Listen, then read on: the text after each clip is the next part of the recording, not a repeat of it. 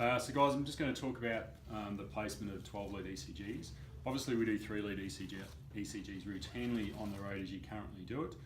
The only addition is obviously we're adding extra leads now. So there's different ways in which people actually locate where they want to place the leads.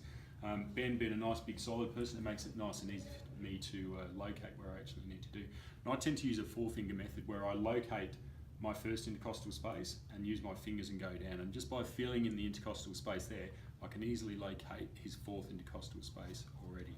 So once you've located that point, you need to think about where it's going to be. And generally, we need to put it around 2 centimetres away from the sternal border. So Caitlin's going to come and help me here.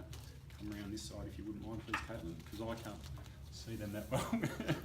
And we will basically just work out which spot needs to go where. So V1 obviously is going to be in this position here, usually the red one to start off with. So we always remember, the first one is in the 4th intercostal space, 2 centimetres away from the sternal border, essentially there. The second one mirrors on the opposite side, so we're on the left side of the chest now, so in the same position, the 4th intercostal space, and usually 2 centimetres away from the sternal border.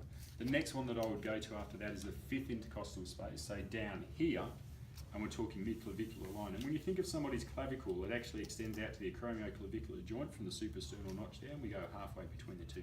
And generally, in most people, it's around the nipple line, so just underneath his nipple there. Be great, thanks, Caitlin. Okay.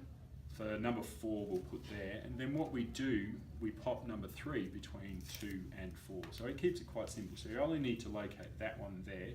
And often, sometimes you may find if you have a smaller size chest that when using large dots, it actually gets difficult to place the two. So you just need to be able to work out that you get the gel surface in between those two areas.